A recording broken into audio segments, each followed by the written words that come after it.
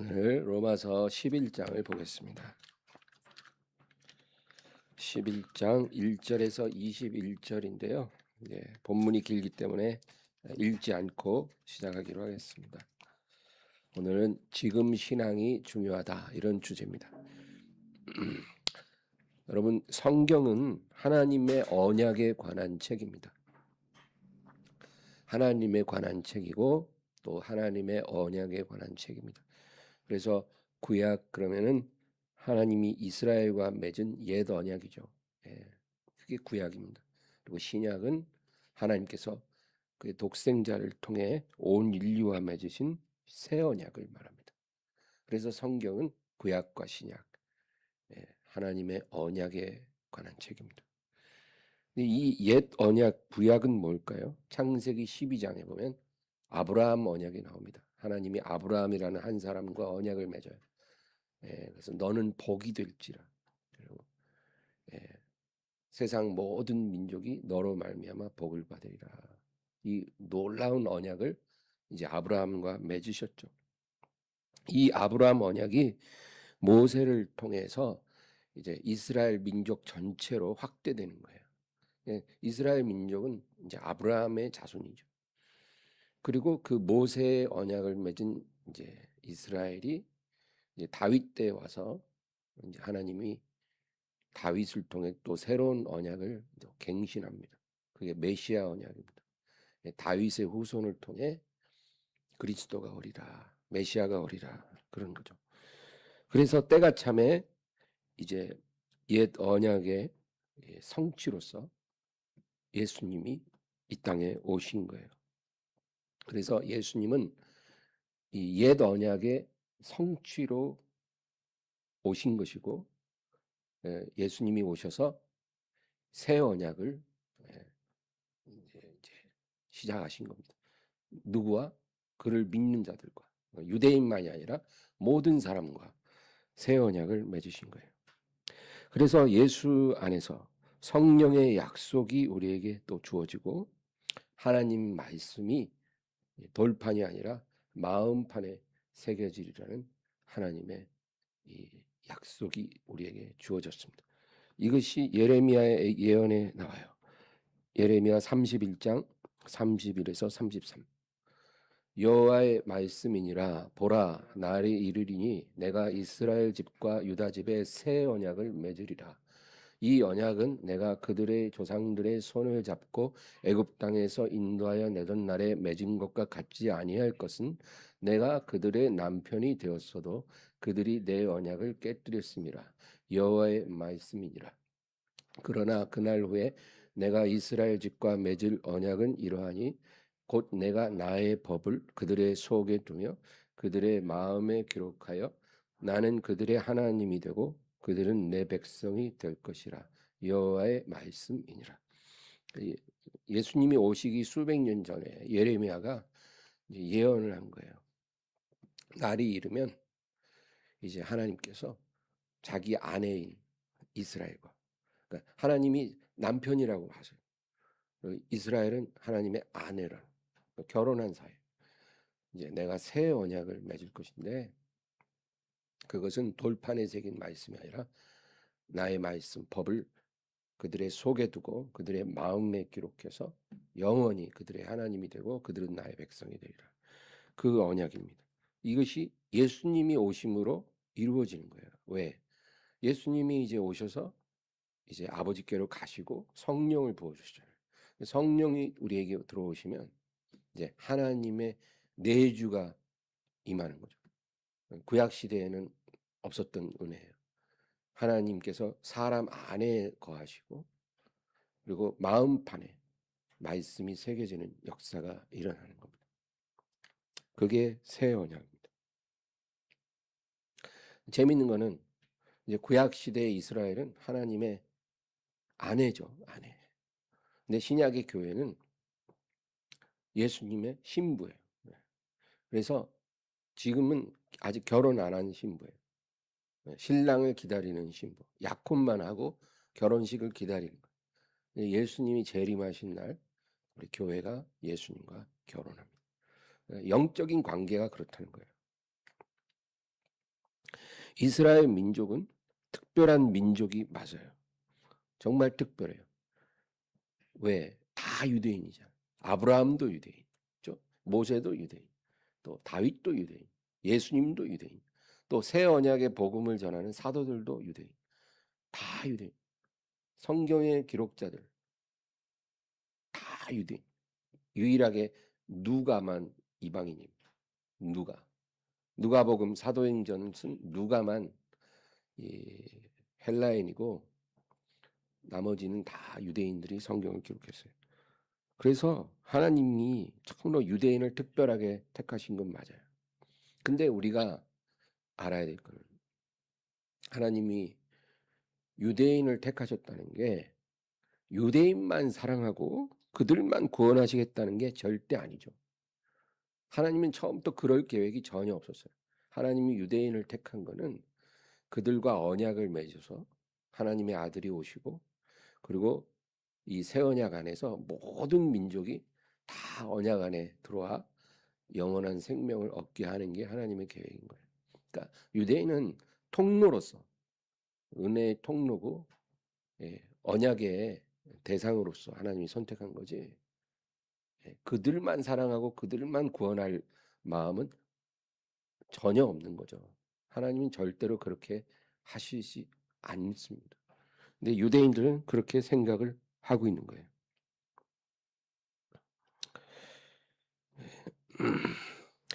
참 놀라운 거는 지금 현재까지 많은 이방인들이 이 언약 안에 들어와 영생을 얻었죠.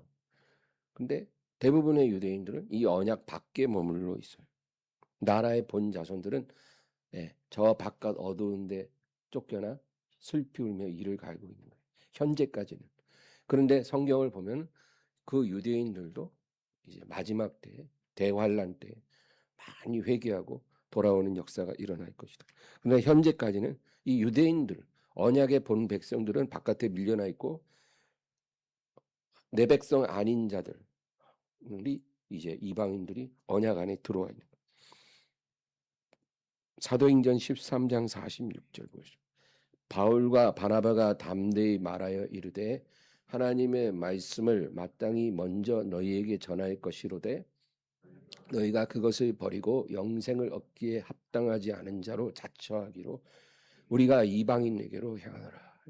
그러니까 유대인을 처음부터 도외시한 게 결코 아니었어요. 유대인은 신약 시대에도 언제나 영순이에요. 그러나 그들이 복음을 거부하니까 어쩔 수 없이 물이 흐르다가 막히면 옆으로 흐르잖아요. 그렇게 된 거예요.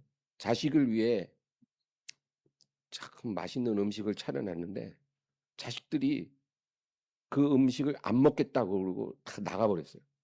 그럼 이 음식 어떻게? 그래서 이 옆집 애들 데려다가 막 먹이는 거예요. 내 새끼 먹이려고 만든 음식이지만 내 새끼들이 안 먹고 다른 데 놀러 가버리니까 옆집 애들이라고 불러서 먹이는 거죠. 그런 식이 돼버린 거예요 지금. 사도행전 18장 5절 6절도 보겠습니다. 실라와 디모데가 마게도냐로부터 내려오매 바울이 하나님의 말씀에 붙잡혀 유대인들에게 예수는 그리스도라 밝히 증언하니 그들이 대적하여 비방하거늘 바울이 옷을 털면서 이르되 너희 피가 너희 머리로 돌아갈 것이요 나는 깨끗하니라 이후에는 이방인에게로 가리라 하고. 사도행전을 보면 진짜 이런 말씀이 많이 나와요. 그러니까 유대인들은 계속 막 복음을 거부하고 이방인들은 복음을 받아들이는 거예요. 근데 그렇게 되게 하신 게 하나님의 섭리라는 거예요. 하나님이 그렇게 하신 거예요. 네. 인간의 자유의지가 있지만 또 그 위에 하나님의 섭리가 있다. 그래서 바울은 어디로 가나 항상 유대인의 회당에 먼저 가서 복음을 전했지만 유대인들은 거부하고 그것을 이방인들이 들었다는 거죠. 이제 본문 1절을 보겠습니다. 그러므로 내가 말하노니 하나님이 자기 백성을 버리셨느냐 그럴 수 없느니라. 나도 이스라엘이요 아브라함의 씨에서 난 자요 베냐민 지파라. 하나님이 자기 백성을 버리셨느냐? 그럴 수 없다는 거예요. 그러니까 그러면 유대인들이 저렇게 패역하고 하나님께 완고한데 그럼 하나님이 그 유대인들을 아예 포기했냐? 그럴 수 없다는 거예요. 그렇게 되는 것은 불가능하다는 거예요. 하나님은 한 번 택한 사람은 절대로 버리시지 않아요. 이게 하나님의 성품이에요. 이스라엘이 아무리 오랜 세월 하나님을 배역해도 하나님은 그들을 포기하지 않으신다. 예, 징계를 하죠. 호되게 때리지만 포기는 안 해요. 이게 부모 마음 아닐까요? 근데 부모 마음보다 더한 게 하나님 마음이에요. 자식이 불순종하면 호되게 징계를 할 수는 있어도 포기는 못하는 마음. 시편 89편 32에서 34. 내가 회초리로 그들의 죄를 다스리며 채찍으로 그들의 죄악을 벌하리로다. 그러나 나의 인자함을 그에게서 다 거두지는 아니하며 나의 성실함도 패하지 아니하며 내 언약을 깨뜨리지 아니하고 내 입술에서 낸 것은 변하지 아니하리로다. 네. 하나님 마음이에요. 아무리 그들이 패역한 길을 가도 내가 회초리와 채찍으로 벌을 할지언정 나의 인자함과 성실함을 거두고 패하지 않겠다. 나는 저들을 버리지 않는다. 내 언약을 깨지 않겠다. 내 입술에서 낸 약속은 변하지 않을 것이다.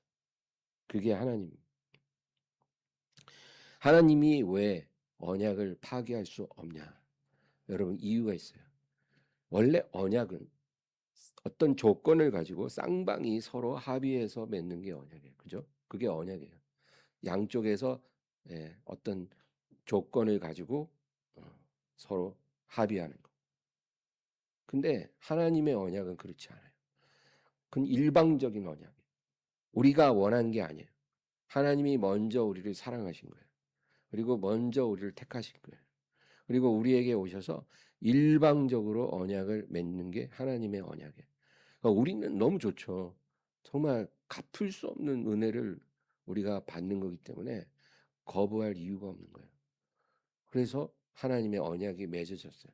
그러니까 일방적인 언약을 맺으셨기 때문에 하나님이 그 언약을 깰 수 없다는 거예요.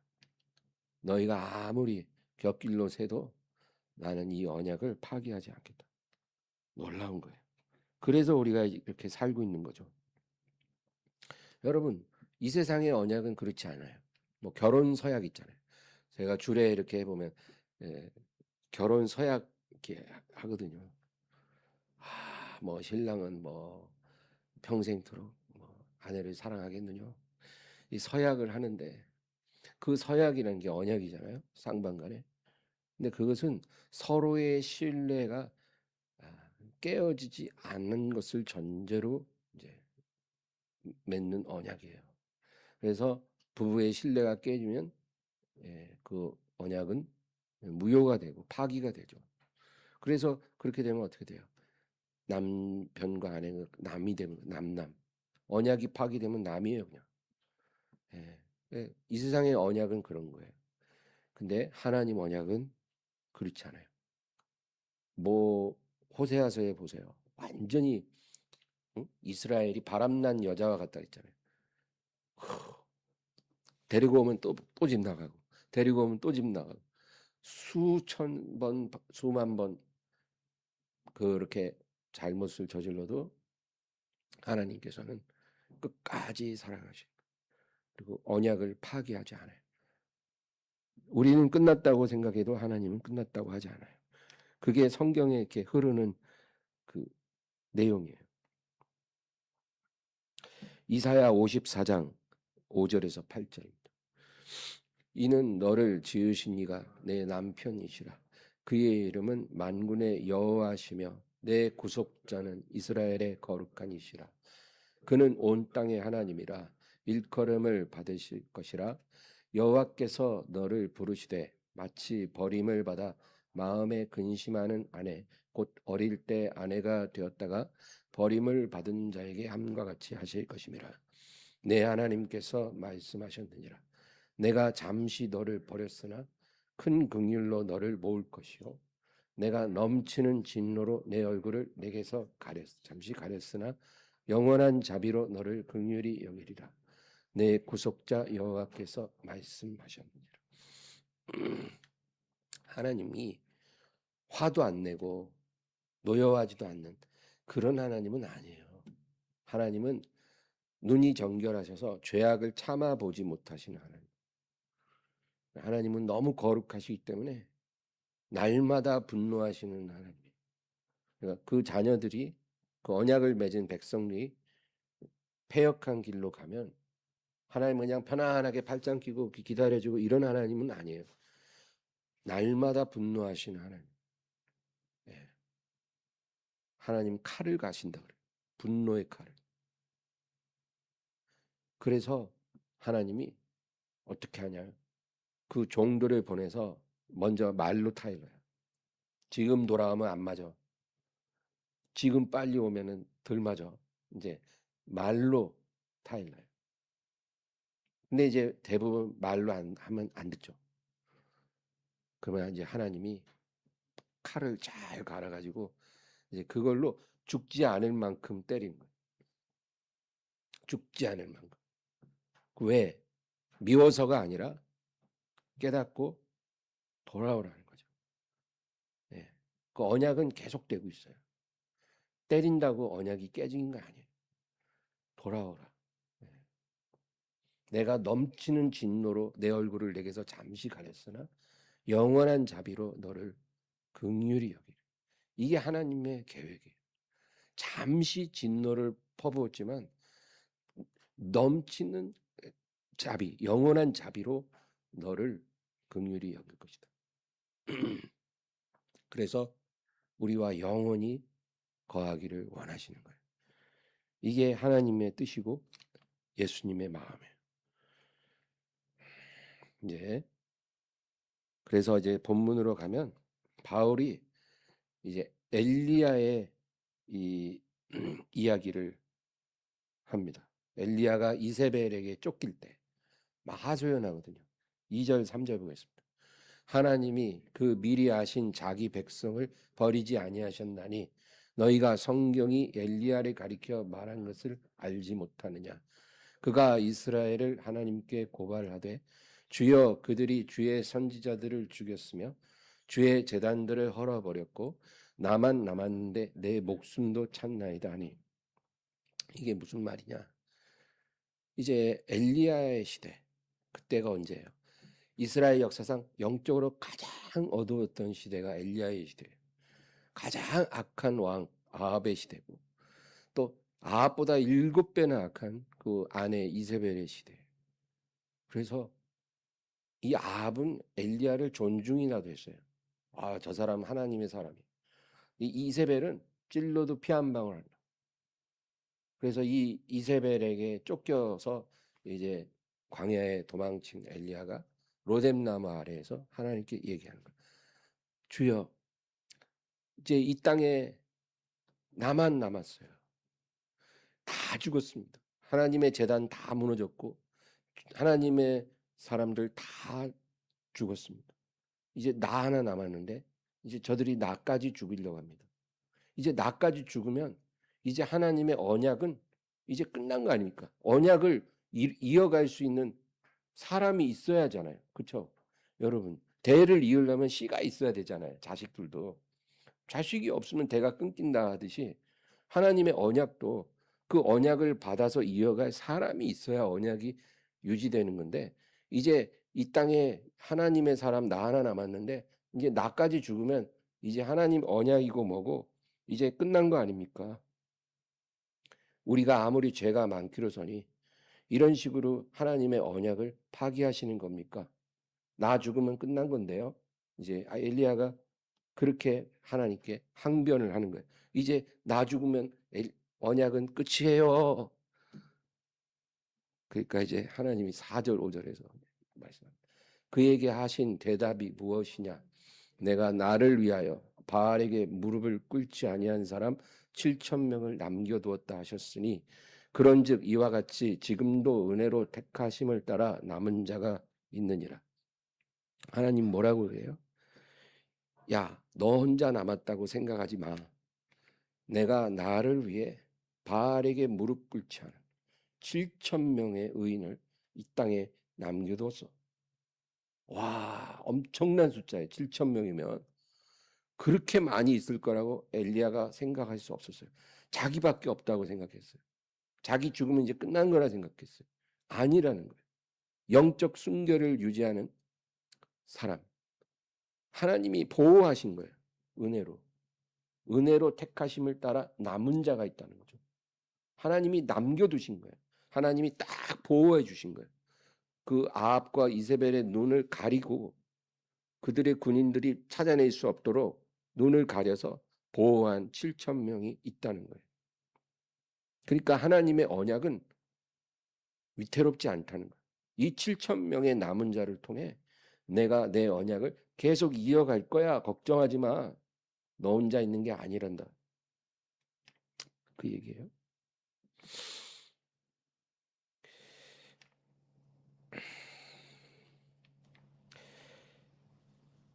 이게 유대인에게만 해당되는 이야기가 아니라 이 영적인 원리는 모든 상황에 다 해당이 돼요. 어느 나라, 어느 민족, 어느 시대 다 하나님이 남은 자를 이렇게 보호해 주셔서 하나님의 언약을 이어갑니다. 하나님 그렇게 하세요. 하나님의 이 거룩한 씨는 사람이거든요. 이 거룩한 씨를 항상 남겨두셔요. 하나님. 아무리 어두운 시대라도 남겨두셔서 그들을 통해 하나님 나라의 언약을 이어가는 거예요. 예수님 다시 오실 때까지. 그래서 여러분 가정에도 하나님이 남겨둔 사람이 있어요. 그래서 불신 가정, 한 대대로 우상 숭배하는 가정인데도 꼭 보면 한 사람이 예수 믿어요. 그래서 그 사람 통해서 그 가정에 흐르는 이 저주를 하나님이 끊고 믿음의 가정으로 변화시키기 시작해요. 예, 항상 그래요. 교회도 그래요. 교회도 뭐 살아있는 교회, 죽은 교회 있잖아요. 똑같은 건 아니에요. 7교회 중에 저기 빌레델비아 교회, 서머나 교회는 아주 살아있는 교회, 칭찬받은 교회고 이 라오디게아 교회, 사대 교회는 완전 죽은 교회예요. 그죠? 라오디게아 교회는 내가 너를 토해버릴 것 같다. 이거는 이미 교회도 아니라는 거예요. 예수님이 머리시고 교회가 몸이잖아요. 교회를 사랑해서 자기를 내어주셨잖아요. 근데 그 교회를 향해서 내가 너를 토해버릴 거다. 이건 교회도 아니라는 거예요. 라오디게아 교회는 모든 걸 갖춘 교회. 큰 건물, 큰 조직. 나는 부자라. 부유하여 부족한 게 없다. 그런 교회. 그때 내가 너를 토해버리라. 그런 교회였어요. 사대교회. 사대교회는 더해요. 사대교회는 너는 살았다고 하는 이름은 가졌으나 죽은 자야. 너는 죽은 교회야. 근데 다행인 건 이 사대교회가 죽은 교회인데 그러나 너희 중에 몇 명은 그 옷을 더럽히지 않았다. 너희 중에 몇 명은 그 사대교회가 몇백 명이 모이면 그 중에 몇 명은 옷을 더럽히지 않은 자. 그들은 나와 함께 다니니 그들은 합당한 자인 연고라. 그러니까 그 교회 안에 몇백 명 중에 다 영적으로 죽어 있는데 몇 명은 살아 있다. 그거죠. 사대교회. 그게 남은 자예요. 이 남은 자를 통해서 하나님의 언약은 계속된다. 그거예요. 예. 여러분 그래서 우리 개인의 신앙도 마찬가지예요. 내 안에 하나님의 말씀의 씨앗이 딱 있어야 돼요. 말씀의 불씨, 불씨. 이 말씀의 불씨가 딱 있으면 이게 다시 살아나요. 그래서 다시 타오릅니다. 그래서 승리하는 거예요. 완전히 절망된 상황에서도 이 말씀의 불씨가 있으면 그게 다시 타오르기 시작해요. 성령의 바람이 불면 그 없었던 것 같은 불씨가 다시 불이 붙어요. 그래서 완전히 새로워져요. 그리고 거룩해져요. 그래서 절망 속에도 아까 찬양 절망 속에도 믿음이 잃지 않고 그 가사처럼 말씀을 붙잡아야 돼요. 내가 붙잡을 말씀이 있어야 돼요. 그냥 성경 이건 로고스잖아요. 로고스. 그거 말고 레마가 필요해요. 내가 내게 주신 말씀, 내가 붙잡고 있는 말씀이 필요한 거예요. 그 말씀의 불씨가 딱 있으면 성령의 바람만 불면 다시 불타올라요. 그래서 살아나는 거예요. 사업도 살고 가정도 살고 교회도 살고 개인도 사는 거예요. 이사야 6장 11절에서 13절. 내가 이르되 주여 어느 때까지니까 했더니 주께서 대답하시되 성읍들은 황폐하여 주민이 없으며 가옥들에는 사람이 없고 이 토지는 황폐하게 되며 여호와께서 사람들을 멀리 옮기셔서 이 땅 가운데 황폐한 곳이 많을 때까지니라. 그 중에 10분의 1이 아직 남아 있을지라도 이것도 황폐하게 될 것이나 밤나무와 상수리 나무가 배임을 당하여도 그 그루터기는 남아 있는 것 같이 거룩한 씨가 이 땅의 그루터기니라 하시더라. 다 베어진 숲에도 그루터기가 있지 않냐. 그와 같이 하나님은 거룩한 씨를 남겨서 하나님의 나라를 이루어 가실 것이다. 그거예요. 하나님의 눈은 그 세상이 볼 수 없는 곳에 뿌려진 거룩한 씨를 주목하고 계신 거예요. 그러니까 우리 각 사람이 거룩한 씨가 되어야 해요. 하나님이 주목하는 사람이 되어야 돼요. 그럼 거룩한 씨는 뭐예요? 심령에 말씀의 불씨가 남아있는 사람이에요. 말씀을 붙잡고 있는 사람이 거룩한 씨예요. 그 사람을 하나님이 쓰십니다. 다 죽었다고 생각하는데 또 살려서 쓰시는 거예요. 디모데후서 1장 12절. 이로 말미암아 내가 또 이 고난을 받되 부끄러워하지 아니함은 내가 믿는 자를 내가 알고 또한 내가 의탁한 것을 그날까지 그가 능히 지키실 줄을 확신함이라. 하나님을 믿는 자는요. 하나님을 믿는 사람은 고난을 안 받는 게 아니죠. 고난을 피해가는 게 아니에요. 고난을 받아요. 더 받아요. 더 혹독한 고난을 받아요. 그런데 고난을 받을 때 부끄러워하지 않은 거예요. 그게 하나님을 믿는 사람의 특징이에요. 고난 속에서 살아가는데 부끄러워하지 않아요. 그리고 내가 믿는 자를 내가 알고 내가 의탁한 것을 그날까지 그가 능히 지키실 줄을 확신한다. 내가 의탁한 게 뭐예요? 내가 말씀 안에서 하나님께 맡긴 거예요. 하나님이 내게 주신 약속의 말씀이 있잖아요. 그 말씀을 붙잡고 이 말씀을 붙잡는 믿음 안에서 내가 하나님께 맡긴 게 있어요. 하나님 내 영혼을 주께 의탁합니다. 그럴 수 있죠. 내 생명 주님께 맡깁니다. 내 가정, 내 가족 주님께 의탁합니다. 내가 이 믿음의 말씀 붙잡고 주님께 이것을 맡깁니다. 내 사업 주님께 맡깁니다. 내 사명 주님께 맡깁니다. 우리가 하나님께 말씀 안에서 맡겨드린 것, 그게 의탁한 거예요. 내가 믿는 자를 내가 알고 또한 내가 의탁한 것을 그날까지 그가 능히 지키실 줄을 확신하며. 이게 믿는 사람이에요.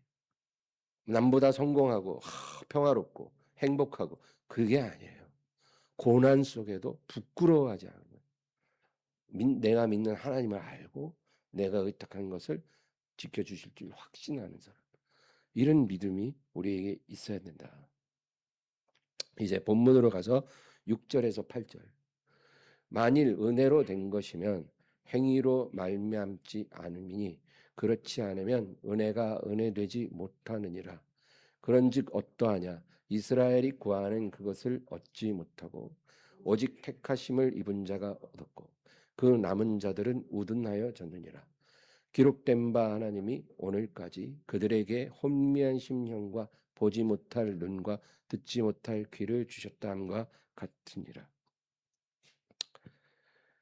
여기서 우리가 알아야 될 것은 모든 남은 자, 이 어두운 시대의 남은 자들, 하나님이 남겨두신 믿음의 사람들은 자기 안에 있는 믿음이 자기의 노력이나 자기의 선함으로 비롯된 것이 아니고 하나님의 은혜로 주어진 것을 알고 있어야 돼요.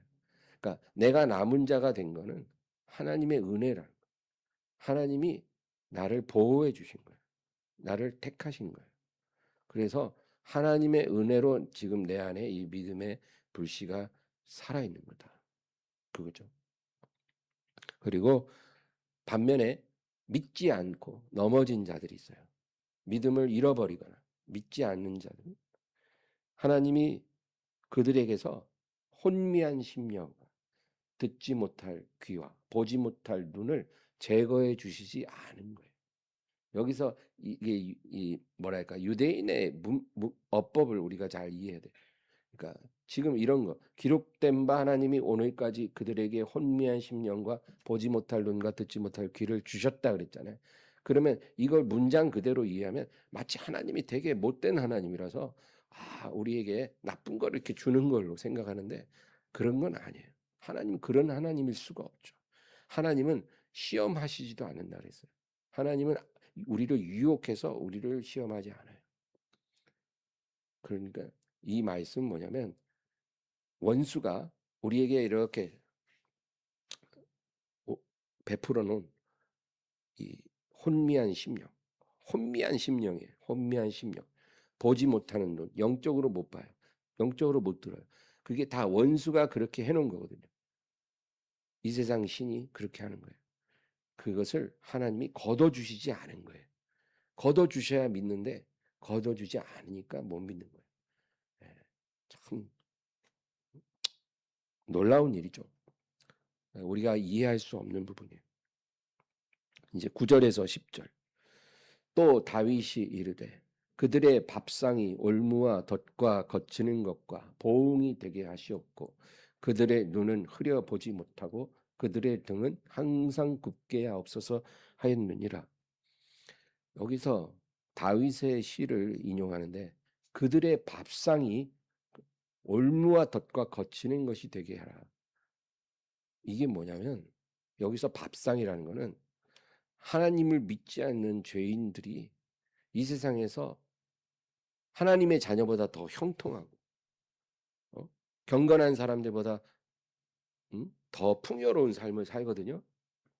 예, 그걸 말하는 거예요. 하나님을 믿지 않는 죄인들이 이 세상에서 누리는 풍요로움, 성공, 형통함 이게 그들의 밥상이에요. 이 세상에서 그들 앞에 차려놓은 진수성찬이에요. 근데 그 밥상이 올무와 덫과 거치는 것이 된다는 것은 그들의 이 풍요로움과 성공이 그들의 눈을 가려서 귀를 막아서 복음의 복음을 믿지 못하게 한다는 거예요. 그러니까 밥상이 저주가 된 거죠. 불행한 일입니다. 그리고 보응이 되게 하라. 보응이 뭐예요? 상급이에요. 그러니까 그들이 누릴 최후의 분깃이라는 거예요. 예, 믿지 않는 죄인들은 이 세상에서 성공할 수 있어요. 이 세상에서 형통할 수 있어요. 근데 그것이 그들의 보응이에요. 그러니까 그들이 이 세상에서 누리는 그 성공이 그들이 받을 최후의 분깃이에요. 그걸로 끝난 거예요. 더 이상 없다는 거예요. 이게 좋은 거예요? 여러분, 그런 사람들이 부러웁니까? 부러울 수 없죠. 이 세상에서 누리는 그 풍요로움이 보응의 끝이라면 너무 비극이에요. 그런데 그렇게 된다는 거예요. 그러니까 하나님 없이 사는 죄인들이 형통하고 성공하는 거 부러워하지 말라는 거죠. 그들의 눈은 흐려보지 못하고 그들의 등은 항상 굽게 하옵소서. 여기서 등이 항상 굽게 해달라는 말은 뭐냐면 이제 예전에 고대 사회에서는 노예들은 주인 앞에 있을 때 꼭 등을 구부려야 돼요. 항상 주인을 두려워하는 그런 표시로 이렇게 꼿꼿이 서 있으면 안 되고 이렇게 구부려야 돼요. 그러니까 두려움 앞에 선 노예들은 두려운 대상 앞에서 등이 굽어지는 거예요. 늘 굽은 상태로 지내야 되는 거예요. 마치 그와 같이 하나님 없이 사는 죄인들의 등이 두려움으로 인해 항상 굽게 하옵소서. 예. 겉으로는 굉장히 행복해 보여요. 이 세상 모든 걸 다 가진 것 같아 보여요. 정말 믿는 성도들보다 훨씬 더 풍요롭게 잘 사는 것 같아요. 그런데 그 이면에는 두려움이 꽉 차 있는 거예요. 그 두려움 앞에 그들은 허리를 못 펴요. 뭘 두려워할까요? 그들은 죽음을 두려워해요. 제일 두려워하는 게 죽음이야. 그 외에도 많은 두려움이 있어요. 질병에 대한 두려움, 파산에 대한 두려움. 지금 잘 나가지만 언제 파산할지 몰라요. 왜 두려움이고. 또 불가항력적인 재앙이 올까 하는 두려움도 있고. 근데 제일 큰 두려움이 죽음에 대한 두려움이에요. 이 죽음에 대한 두려움 앞에서 다 구부러져요. 죄인들은.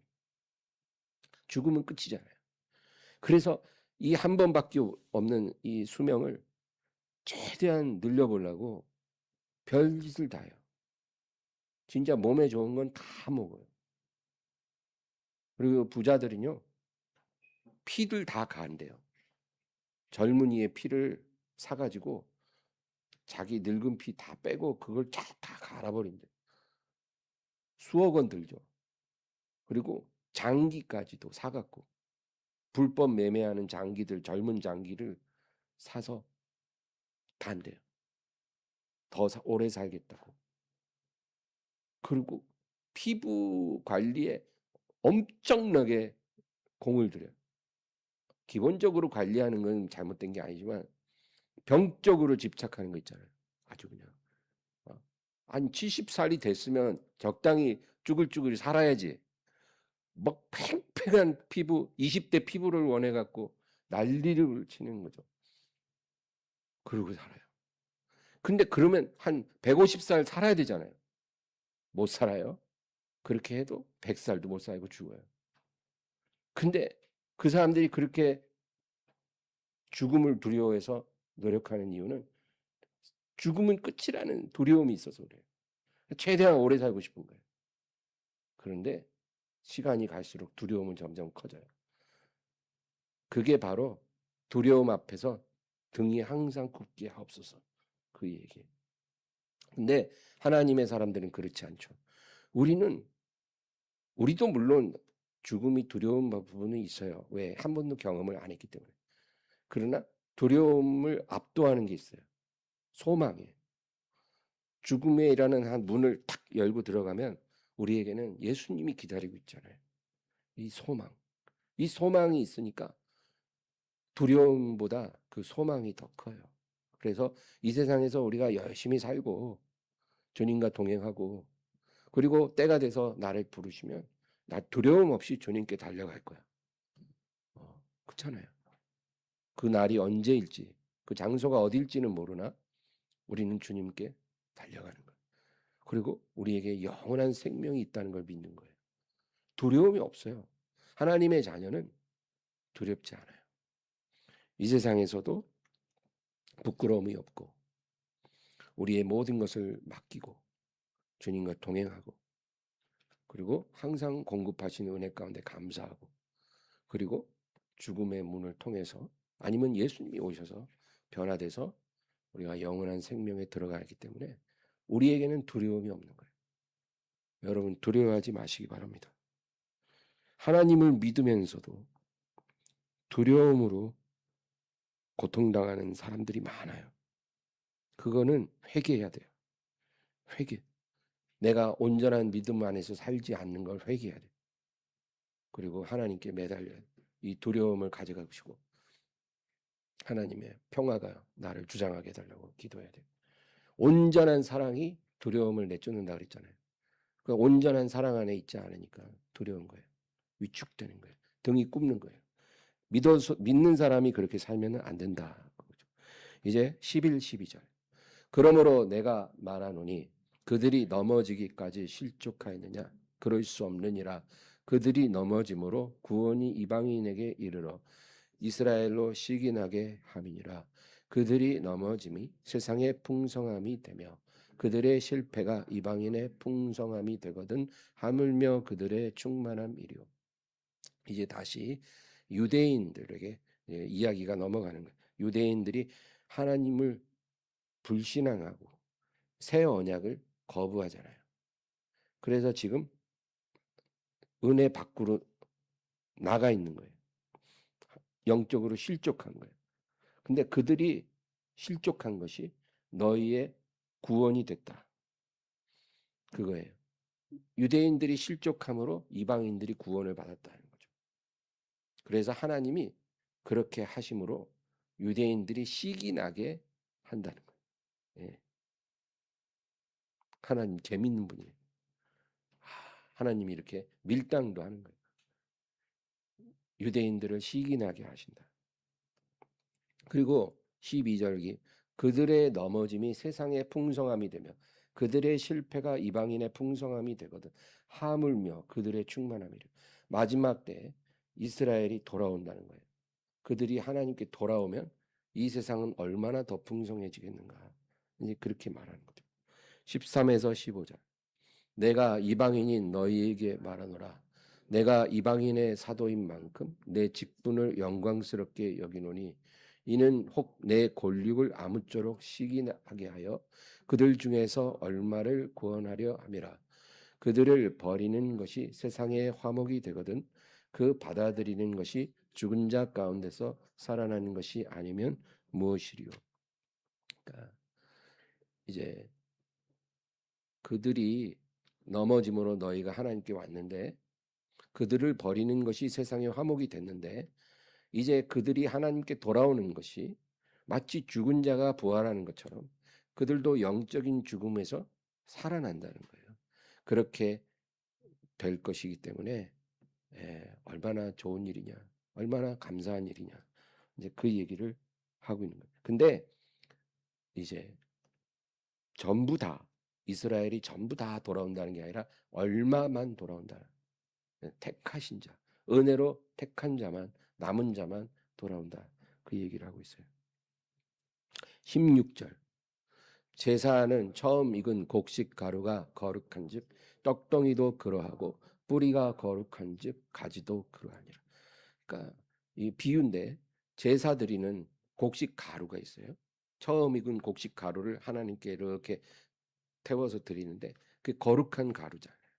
그러면 곡식 가루가 거룩하면 그걸로 만든 떡도 당연히 거룩한 떡 아니냐. 그 얘기죠. 맞는 말이잖아요. 곡식 가루가 거룩한데 그걸로 떡덩이 만들면 그것도 거룩한 거죠. 또 뿌리가 거룩하면 거기서 나온 가지도 거룩한 게 맞죠. 이게 무슨 말이냐? 옛 언약을 받은 아브라함과 그 조상들 있잖아요. 이들이 거룩한 백성이잖아요. 그럼 옛 언약을 받은 조상들이 거룩한데 그들의 혈통을 이어받은 너희 유대인들 당연히 거기서 나온 가지고 그 가루에서 나온 떡덩인데 거룩하지 않겠는가? 근데 거룩한 너희를 하나님이 왜 버리시겠는가? 하나님은 너희를 버리지 않는다. 포기하지 않는다. 마지막 날에 너희들은 다시 돌아오게 될 것이다. 그 얘기를 하고 있는 거예요. 이제 17절에서 20절. 또한 가지 얼마가 꺾이었는데 돌 감람나무인 내가 그들 중에 접붙임이 되어 참 감람나무 뿌리의 진액을 함께 받는 자가 되었은즉 그 가지들을 향하여 자랑하지 말라. 자랑할지라도 내가 뿌리를 보존하는 것이 아니요 뿌리가 너를 보존하는 것이니라. 그러면 내 말이 가지들이 꺾인 것은 나로 접붙임을 받게 하려 함이라 하리니 옳도다. 그들은 믿지 아니함으로 꺾이고 너는 믿음으로 섰느니라. 높은 마음을 품지 말고 도리어 두려워하라. 하나님의 언약을 처음에 받았던 이 유대인들 얼마나 복된 민족이에요. 근데 그들의 그런 복을 받았지만 믿지 않음으로 그들이 나무에서 꺾인 가지가 됐다. 믿지 않으니까 그 언약을 받았음에도 꺾여서 내버려졌다는 거예요. 그리고 그 꺾여진 자리에 돌 감람나무 가지인 너희들을 갖다가 접붙여서 참 감람나무 진액을 받게 하고 열매를 맺게 된 거다. 그 얘기죠. 그러니까 너희도 높은 마음 품지 말고 두려워하라.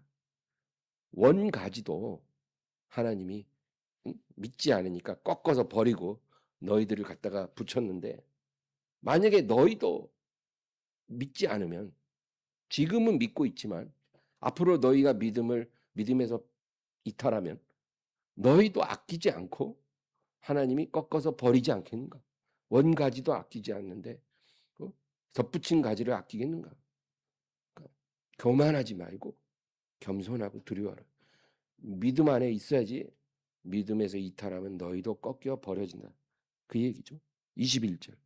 하나님이 원가지들도 아끼지 아니하였음즉 너희도 아끼지 아니하시리라. 이게 꺾어버린다, 아끼지 않는다 이런 뜻이요. 구원을 상실한다는 말이 아니에요. 구원은 상실되지 않아요. 하나님의 언약은 파기되지 않아요. 하나님이 지키시요.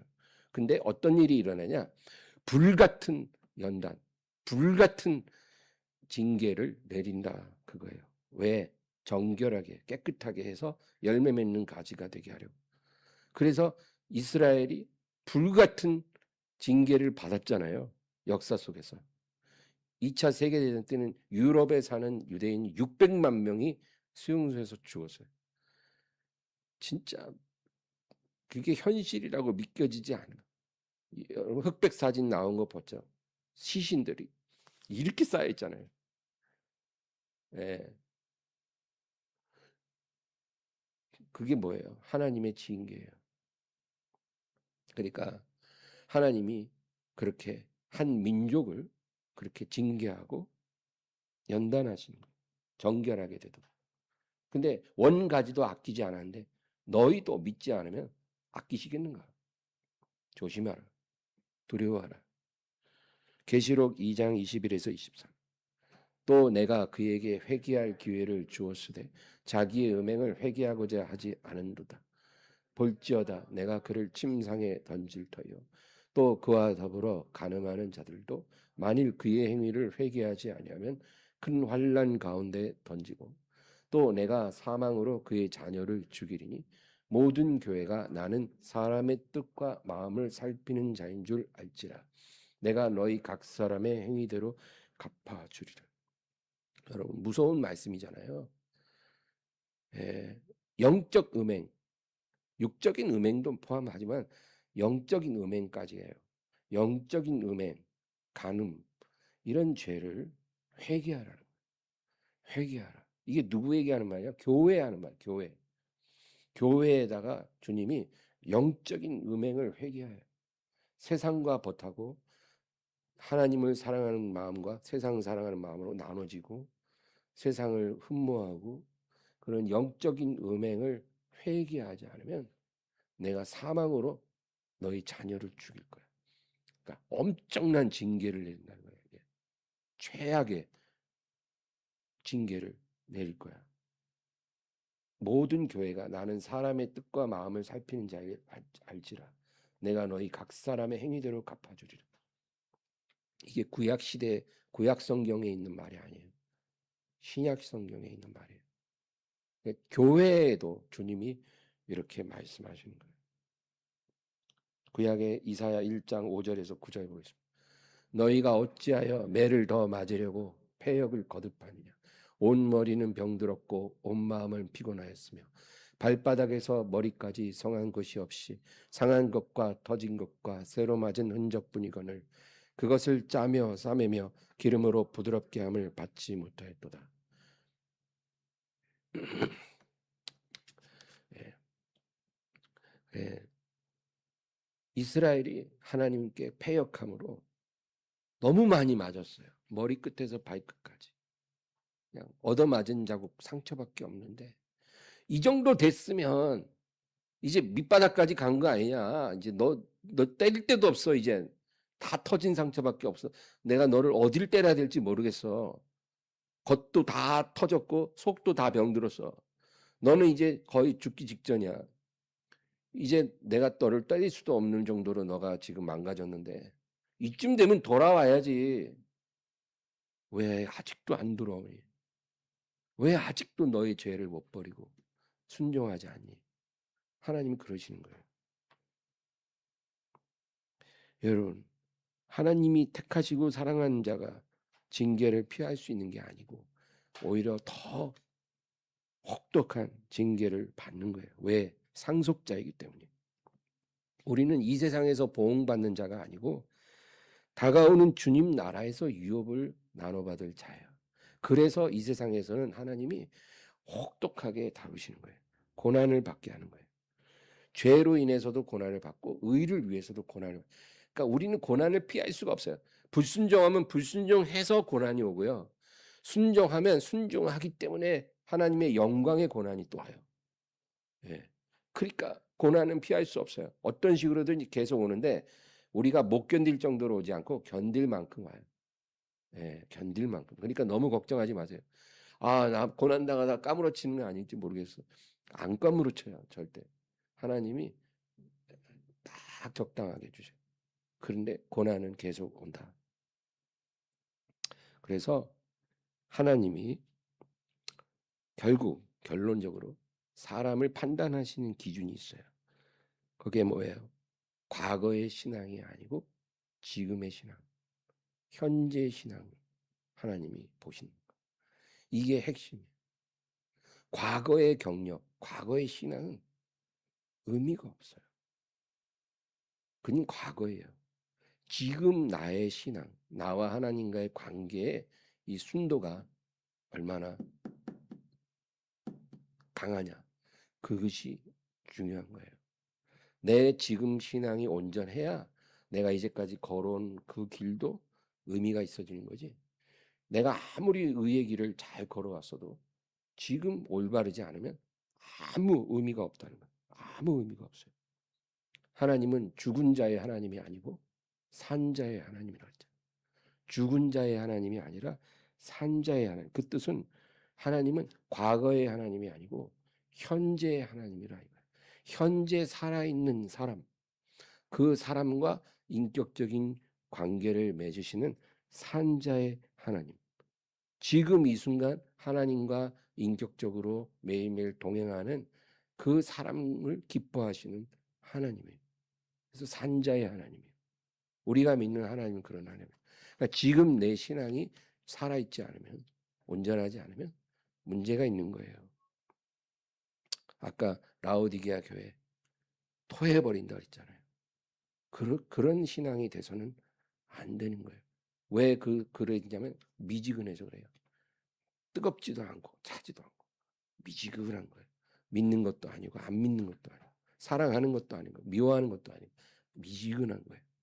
그러니까 주님이 토해버리겠다. 이런 신앙이 되면 안 된다는 거예요. 근데 교회 오래 다닌 사람 중에 미지근한 사람들이 대부분이에요. 얼마나 이게 주님 앞에 큰 고통입니까? 예. 이런 신앙. 계시록 17장에 보면 음녀가 나와요. 음녀. 그 음녀가 손에 잔을 들고 있는데 온갖 더러운 게 다 섞여 있는 그런 잔이에요. 그게 뭐냐면 이 세상과 음행하는 그 내용물이에요. 내용물. 그래서 이 음녀가 그 잔을 들고 막 즐거워하고 그 잔을 마시는 거예요. 그거는 이제 영적인 상징이죠. 근데 이 음녀가 짐승의 등에 탔는데 나중에 이 열불 달린 짐승이 자기 등에 태우고 같이 다녔던 이 음녀를 미워해서 그 음녀를 벌거벗기고 불태워서 죽여요. 그렇게 될 거라고 계시록 17장에 나와요. 그럼 이 음녀가 누굴까요? 이 음녀의 정체. 열불 달린 짐승은 적그리스도의 시스템이에요. 앞으로 다가올 대환란의 이 독재자. 그러면 그 음녀는 세상과 가늠하는 교회를 말하는 거예요. 교회. 순결한 신부 교회가 아니고 음녀 교회예요. 두 종류의 교회가 있어요. 예수님만 사랑하는 교회는 순결한 신부 교회잖아요. 그 교회는 대환란 전에 혼인 잔치하러 올라가요. 신랑 맞이하러 올라가요. 이 땅에 없어요. 그러면 이 땅에 남아 있는 교회는 음녀 교회. 세상과 음행하는 그 교회가 남아 있는데 처음에는 좋은 시간을 가져요. 허니문. 그러나 이제 대환란이 들어가면 이 짐승이 돌변해서 그 음녀 교회를 벌거벗겨서 불태운다는 거예요. 멸망한다는 거예요. 그러니까 이 세상의 그 음녀 교회들이 아무리 화려한 성전을 가지고 있고 아무리 많은 금은 보화를 가지고 있어도 그게 다 불태워지는 거예요. 그런 심판을 받게 될 것이다. 교회만 그런 게 아니라 성도도 마찬가지예요. 겉으로 목사라고 같은 목사가 아니고 겉으로 장로라고 같은 장로가 아니고 그렇잖아요. 예수님만 사랑하는 사람이 있고 세상과 음행하는 사람이 있어요. 에스겔 18장 24절. 만일 의인이 돌이켜 그 공의에서 떠나 범죄하고 악인이 행하는 모든 가증한 일대로 행하면 살겠느냐. 그가 행한 공의로운 일은 하나도 기억함이 되지 아니하리니 그가 그 범한 허물과 그 지은 죄로 죽으리라. 그러니까 현재의 신앙, 지금의 신앙이 그 사람의 운명을 결정한다 그 얘기예요. 하나님 앞에서. 과거에 많은 의를 행했는데 하나도 기억되지 않아요. 왜? 그 공의에서 떠나 범죄한 날. 지금. 그러면 그 죄로 인해 그의 운명은 멸망이라는 거예요. 그 밑에 27에서 28. 만일 악인이 그 행한 악을 떠나 정의와 공의를 행하면 그 영혼을 보존하리라. 그가 스스로 헤아리고 그 행한 모든 죄악에서 돌이켜 떠났으니 반드시 살고 죽지 아니하리라. 반대로 일평생 악한 길을 걸어왔지만 회개하고 돌이켰어요. 진실되게 주님께 돌아왔어요. 그러면 과거에 지난 거는 기억되지 않고 현재의 그 믿음으로 인해 구원받고 영생을 얻는다는 거예요. 이게 하나님의 기준이라는 거예요. 30에서 32절. 주 여호와의 말씀이니라. 이스라엘 족속아, 내가 너희 각 사람이 행한 대로 심판할지라. 너희는 돌이켜 회개하고 모든 죄에서 떠날지어다. 그리한즉 그것이 너희에게 죄악의 걸림돌이 되지 아니하리라. 너희는 너희가 범한 모든 죄악을 버리고 마음과 영을 새롭게 할지어다. 이스라엘 족속아, 너희가 어찌하여 죽고자 하느냐? 주 여호와의 말씀이니라. 죽을 자가 죽는 것도 내가 기뻐하지 아니하노니 너희는 스스로 돌이키고 살지어다. 그러니까 결국 성경이 얘기하는 것은 지금의 신앙이 중요하다. 우리의 의지를 촉구하는 거예요. 여러분, 하나님의 택하심과 우리의 의지가 굉장히 상반되는 것 같잖아요. 아, 하나님이 택하면 우리의 의지가 무슨 소용이 있는가 이런 생각이 들잖아요. 그렇지 않아요. 이건 상반되는 게 아니에요. 하나님의 전적인 주권도 있고 택하심도 있고 그것도 우리의 의지가 있어요. 이게 같이 가는 거예요. 그래서 하나님은 내가 너희를 택하지만 너희는 그것뿐만 아니라 너희의 의지를 사용해야 된다. 너희의 의지를 사용해서 너희의 믿음을 가지고서 내게 순종해야만 한다는 거예요. 너희가 만약에 내게 순종하지 않으면 정말 무서운 심판이 너희에게 임한다는 거예요. 그래서 하나님이 우리에게 그렇게 촉구하는 거예요. 너가 선택하는 것. 그것이 너의 운명을 결정할 것이다. 그러면 우리 의지적인 믿음을 잘 사용해서 주님을 잘 따르고 그리고 그날까지 승리하는 우리 모두가 되기를 주의 이름으로 축원합니다. 하나님 아버지, 주님의 은혜를 감사합니다. 오늘도 말씀을 붙잡고 주님 앞에 나아갈 수 있게 하시고 우리 각 사람에게 주시는 말씀이 무엇일지 모르나 오직 주님만 아시옵니다. 주님께서 인도해 주시고 그 말씀의 불씨가 내 안에서 성령의 바람으로 다시 일어나서 내 영혼을 하나님의 거룩한 불로 타오르게 하여 주시고 주여 우리의 길을 인도해 주시기를 원합니다. 하나님 아버지, 우리의 삶이 정말 하나님 앞에 복된 삶이 되게 하여 주시고 영광 돌릴 수 있게 도와주시옵소서.